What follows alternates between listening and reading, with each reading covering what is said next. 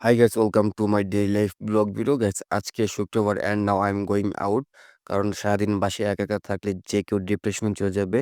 So আমাদের সবারই উচিত ভাই-ব্রাদার কিংবা ফ্রেন্ড সার্কেলদের সাথে বাসা থেকে বের হয়ে তাদেরকে একটু সময় দেওয়া, তাদের সাথে একটু আড্ডা দেওয়া। সো আজকের এই ভিডিওতে আমি আপনাদের মাঝে শেয়ার করব আমার দৈনন্দিন জীবনের গল্প। So keep watching the video. Gas আকাশটা একটু মেঘলা তারপরও বাসা থেকে বের হয়ে গেলাম আর আমার বাসা থেকে বের হয়ে ২-৩ মিনিট হাঁটলেই হচ্ছে রেল লাইন। তো আমি যখন রেল লাইন ক্রস করতেছিলাম তখন থেকে ট্রেন আসতেছে। এটা হচ্ছে নারায়ণগঞ্জের লোকাল ট্রেন। এই ট্রেন শুধু নারায়ণগঞ্জ টু কমলাপুর স্টেশন পর্যন্তই যাতায়াত করে। গাইস তারপর আমি নারায়ণগঞ্জ ২ নম্বর রেলগেটে যাই। সেখানে গিয়ে আমি আমার বন্ধুর জন্য অপেক্ষা করতেছিলাম।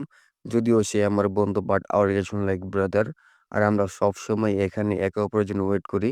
যদি ও আসতে লেট করে তাহলে আমি এখানে দাঁড়িয়ে থাকি। যদি আমি আসতে লেট করি তাহলে সে এখানে দাঁড়িয়ে থাকে। গাইস এটা হচ্ছে নারায়ণগঞ্জের সবচেয়ে বড় শপিং মল। এটার নাম হচ্ছে আলমাস পয়েন্ট। এখানে আপনি বাংলাদেশের সব ধরনের ক্লোথিং ব্র্যান্ড পেয়ে যাবেন।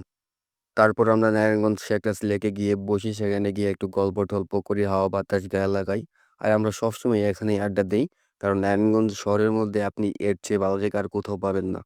তারপর আমরা পার্কের ভিতরে গিয়ে বসি। সেখানে গিয়েও একটু গল্প-টল্প করি এবং সেখান থেকে এক ফ্রেন্ডের বাসার সামনে যাই। সেখানে গিয়ে কিছু খাওয়া-দাওয়া করে আমরা রওনা হই এক বন্ধুর বাসার দিকে। আমার বন্ধুর বাসা হচ্ছে পাঠানতলী। সো আমরা এখন পাঠানতলী যাচ্ছি। অ্যান্ড ফাইনালি আমরা রিজভীদের বাসায় এসে পড়ি এবং রিজভী খালি গায়ে তার ফ্যামিলি ব্যাগ দেখাচ্ছে আমাদের। তো ওর বাসায় অ্যাকোয়ারিয়ামটা কিন্তু সুন্দর আছে।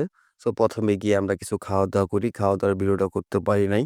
কারণ আমরা যখন খেতে বসছিলাম তখন আমাদের সামনে আন্টি ছিল। তাই ভিডিওটা আর করি নাই।